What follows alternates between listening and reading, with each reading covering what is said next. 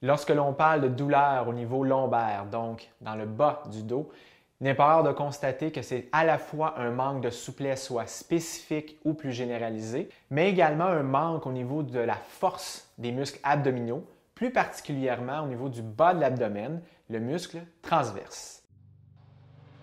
Voici donc une suggestion de quelques exercices qui pourront aider à soulager votre douleur en augmentant à la fois votre souplesse, mais aussi la force de votre dos. Donc, pour cet exercice, ce qui est important, c'est de bien isoler les muscles qui devraient normalement travailler et non ceux qui travaillent pour compenser. Donc ici, dans la position, les muscles qui vont être à surveiller sont les muscles fessiers et ischio-jambiers, l'arrière de la cuisse. Positionnez-vous avec les coudes à 90 degrés. Allongez votre nuque en imaginant qu'une corde vous tire au-dessus de la tête. Les mains sont bien dans le sol. Vous devez pousser dans les mains et les avant-bras pour continuer à allonger votre posture.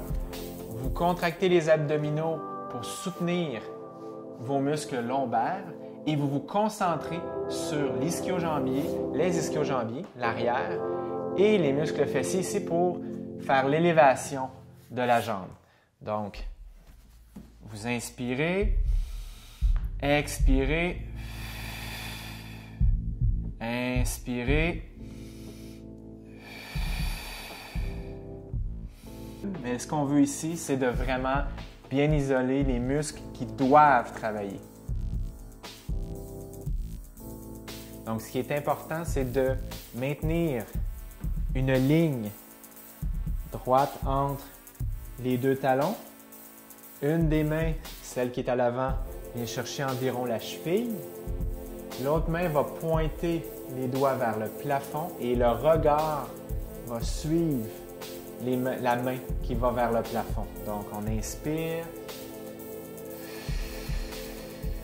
Donc, le but, lorsque vous faites le triangle, c'est de bien allonger la posture, ne pas vous laisser écraser. Vous allez sentir probablement un étirement des muscles arrière de la jambe avant, donc ischio-jambier. Et si vous réussissez à bien allonger votre main vers le plafond, vous devriez sentir aussi un étirement, surtout au niveau du bas du dos.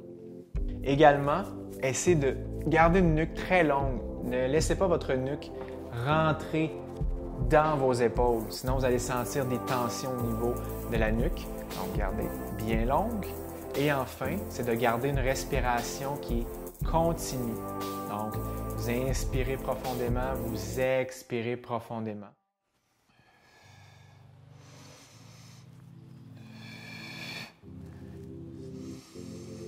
Lorsque vous faites ce mouvement, appuyé contre le mur, assurez-vous de ne pas compenser avec des rotations au niveau des hanches, au niveau du tronc.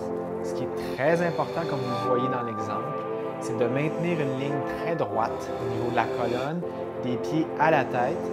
Vous imaginez encore une fois de tirer une corde sur le dessus de votre tête pour allonger votre nuque. Les pieds sont sur le bout des orteils au sol, à environ, je dirais, 2 pieds, 1 pied et demi, 2 pieds du mur. Dans ce type de mouvement que l'on pourrait dire de niveau 1 avant de pouvoir le faire au sol, ce qui est important de garder en tête, c'est de toujours avoir une posture, disons, toujours bien allongée. Au niveau de la colonne, au niveau des hanches, au niveau de la tête, c'est comme si vous aviez une corde qui vous tire vers le plafond sur le dessus de la tête. Lorsque vous amorcez votre mouvement, votre épaule et votre coude sont à environ 90 degrés et l'amorce se fait avec les muscles au niveau des omoplates pour aller vers l'arrière ici.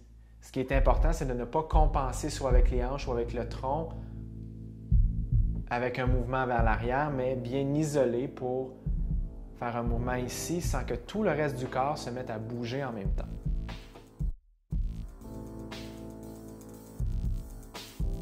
Une autre position en yoga à prendre pour vous aider à dégager votre cage thoracique et de soulager les muscles lombaires, c'est une flexion arrière.